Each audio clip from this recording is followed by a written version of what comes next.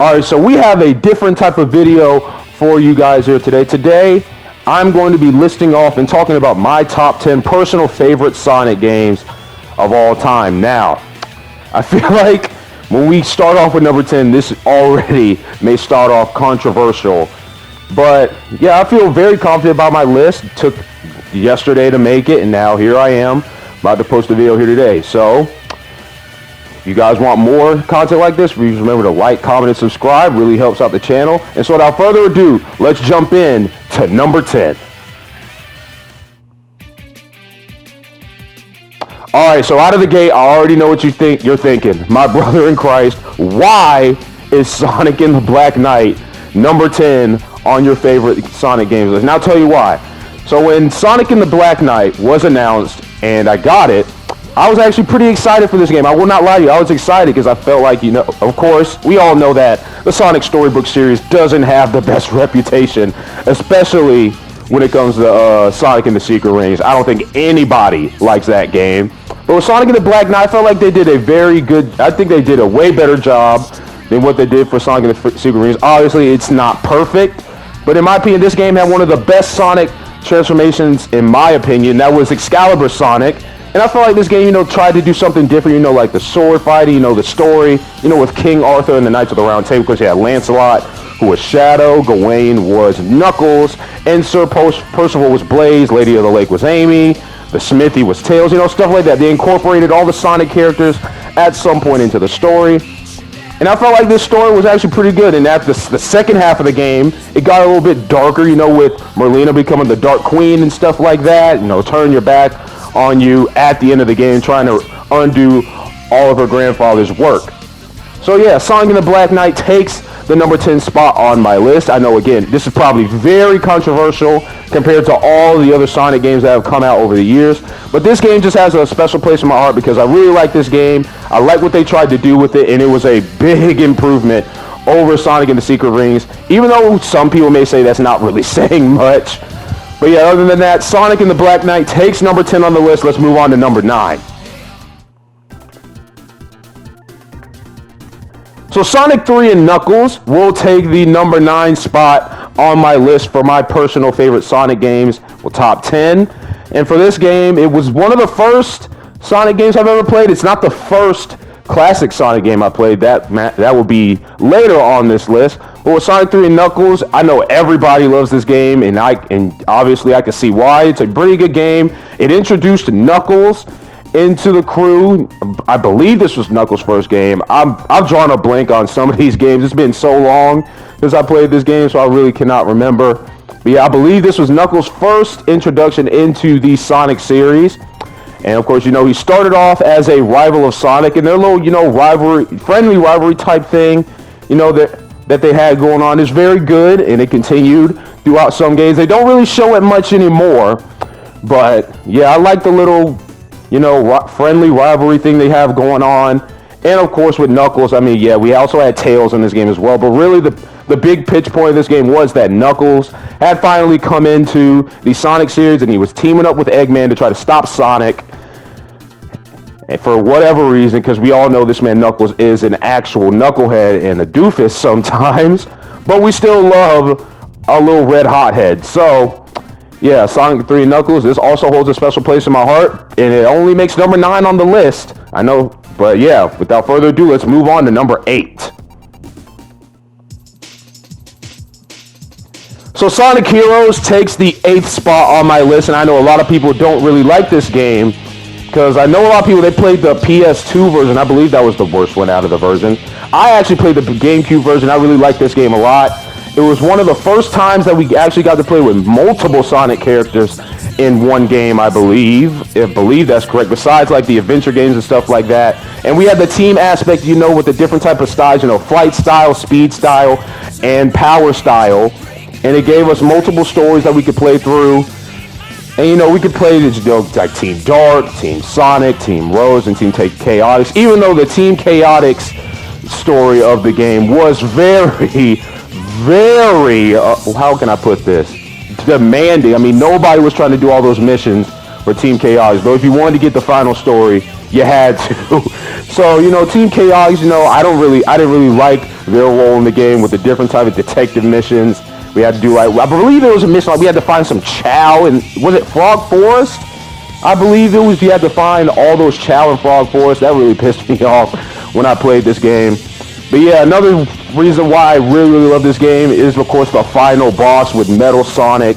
And that music, man. I mean, what I'm made of, one of my favorite Sonic songs of all time. Heck, one day I might make a video on my top 10 Sonic songs, or at least final boss songs at least. I'll have to figure out if I want to do that or not.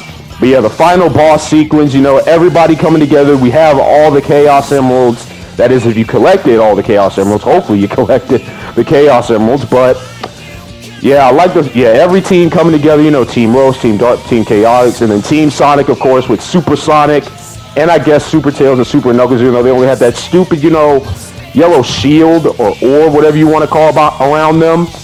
Yeah, it was a good sequence, everybody coming together. I've not said this a lot, but everybody coming together, to finally defeat Metal Sonic, and then they would just all go on their separate ways. And it was the return of Shadow because they killed him off in another game. And of course, I guess everybody really, really wanted Shadow back. And yeah, anyways, let's move on to number 7. So Sonic 2 takes the number 7 spot on this list. And this was the first ever classic Sonic game I played, because I saw one of my friends, he had Sonic 2 playing one day when I was over at his house. And it looked pretty fun to me. Of course, I was already a fan of Sonic at that point. And I don't think I've ever seen like a classic Sonic game by that time, I believe, besides like Sonic the Hedgehog 1. Well, it was the second one I saw, but I asked him if we could play, and yeah, we started playing. He gave me Tails, of course, because everybody loves our favorite little buddy Tails. Of course, this was Tails' debut into the series as well. Yeah, Sonic 2, this holds a special place in my heart. It's the first ever classic Sonic game I actually played. Of course, I've seen Sonic the Hedgehog 1, but I actually didn't play it. I was watching a friend play. Actually, no, I was watching my cousin play it, and I didn't really get to play. But yeah, this is the first ever classic Sonic game that I played, and I like the little dynamic where you can have 2-player with Sonic and Tails, and they introduced you a little sidekick. So let's move on to 6.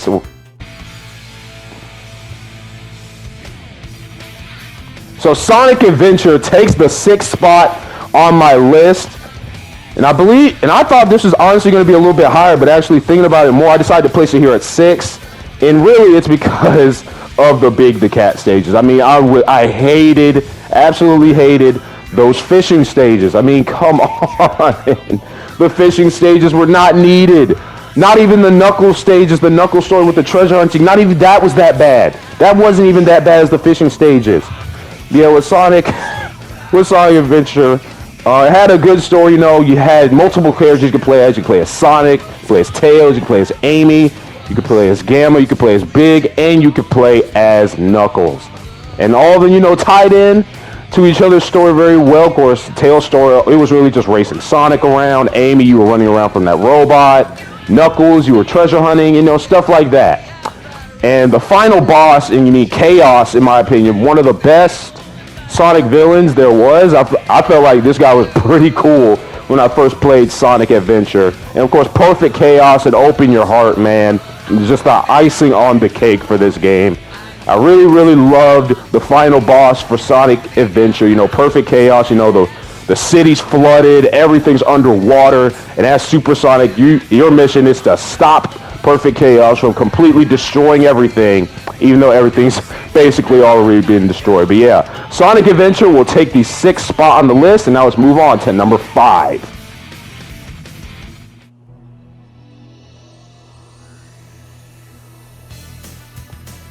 So Sonic CD takes the 5th spot on the list as we now move into my top 5.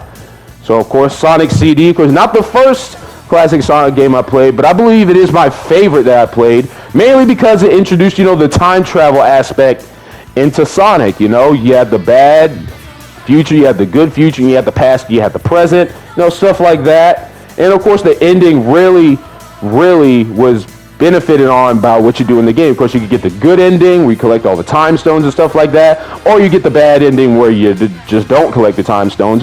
But other than that, Sonic CD introduced the time travel aspect into Sonic, and Metal Sonic, of course. This was his introduction into the games as well. Well, at least the Metal Sonic we all know and love. But also, this was Amy's introduction. You know, everyone's favorite, you know, pink little hedgehog, Amy, was introduced into the Sonic series, and we all know how fond of Amy Sonic is.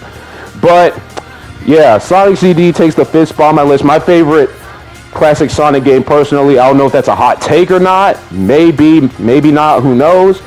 But this is my list, and I'm pretty confident in what I said here. So yeah, Sonic CD takes the 5th spot on my list. And also these little cutscenes, I believe, were very good as well. Just Sonic running around, doing whatever, you know, saving the world as he does usually from Dr. Eggman. So yeah, Sonic CD takes the 5th spot on this list.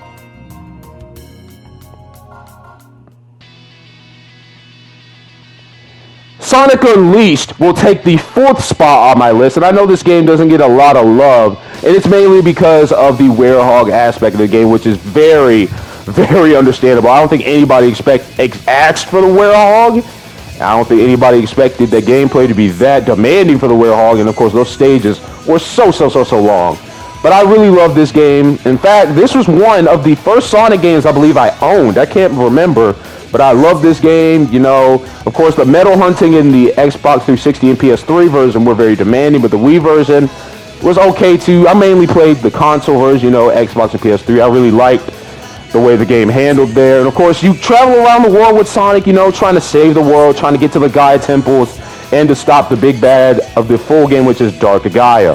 So of course, you had most of all of the stages here were, you know, inspired by real life places. You know, you got Chunan, which is inspired by China. There's Empire City, of course, the United States. I believe Optitos was Greece. I can't remember. I really can't remember. That's something I'll have to probably try to correct myself on. But yeah, Sonic Unleashed, you know, the music was pretty good. I like the stage designs, at least for Sonic in the day stages. The Werehog stages were okay too. I wasn't really, you know, too mad with the Werehog stages. They really pissed me off as much as other people did. But, you know, not the favorite aspect of the game in general. And of course, in my opinion, Sonic Unleashed had the best big bad, the big final boss at the end of any game that we've seen, and that is Dark Gaia.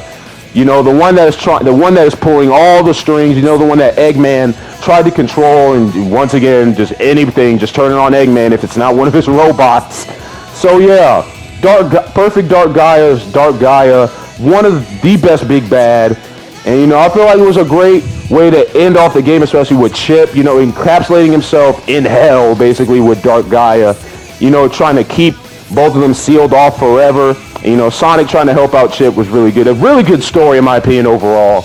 Now let's move on to number 3, top 3.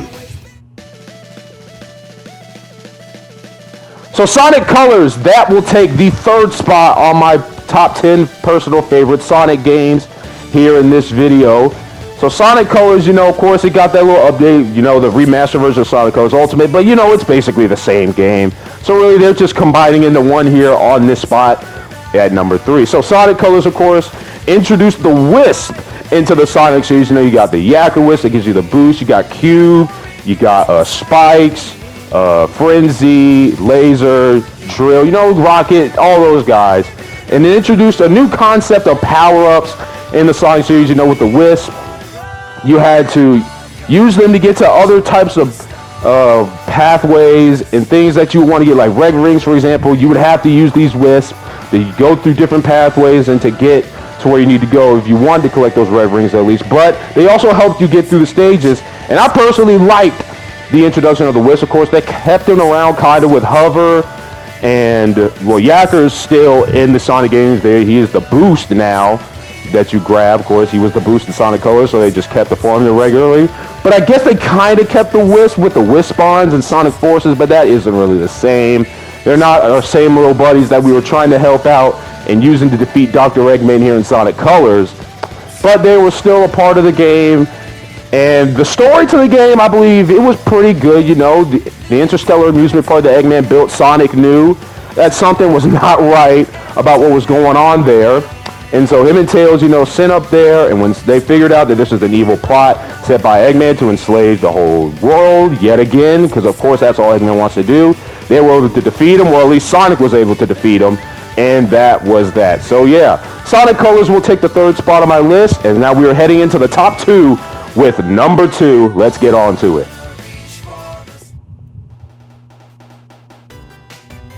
So Sonic Generations will take the number 2 spot on my top 10 Sonic games list.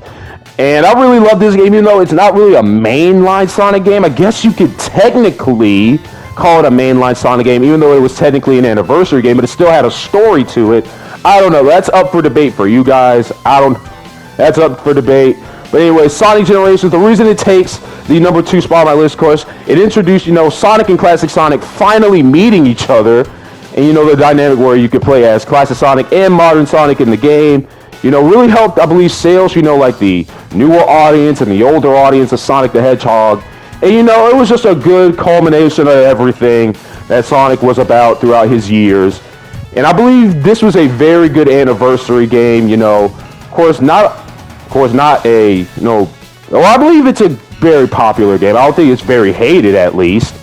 But Sonic Generations, you have to save, I guess, the timeline. I guess you would kind of guess the timeline. Because, all the stages in Sonic Generations, in chronological order from when they happened or where they released. So really, yeah, you can look at Sonic Generations. If you're ever trying to do a timeline for Sonic the Hedgehog, Sonic Generations is going to be one of your best friends because it shows you all the stuff that are canon. It mentions, Sonic and the Secret Rings, which sounds like the storybook series is canon, and Sonic Colors, of course, we all know that's canon. That's a mainline Sonic game. But overall, Sonic Generations holds a special place in my heart.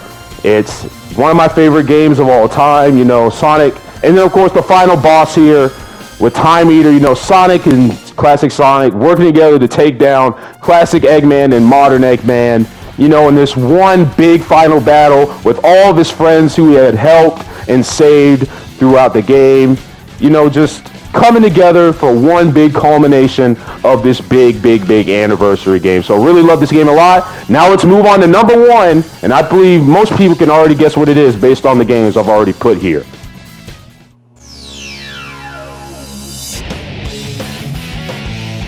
Sonic Adventure 2 takes the number 1 spot on my list for my favorite Sonic games of all time, and I really love Sonic Adventure 2, and I'll tell you all the reasons why here. So of course, Sonic Adventure 2 introduced the aspect of Team Dark versus Team Sonic. Of course, you had the regulars, Sonic, Tails, and Knuckles. They've been here for a while on Team Sonic, or Team Hero, I guess you would say.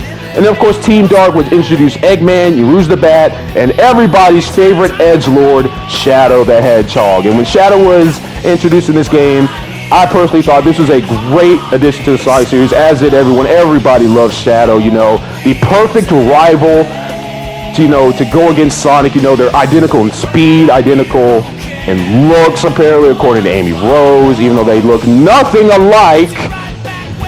But yeah, they have so much similarity, and it just made for a good game overall. The story of Sonic Adventure 2, Eggman trying to use the Eclipse Cannon to take out the world, and then, Professor Joe Robotnik, just ruining everything at the end. Eggman confused why the cannon didn't fire.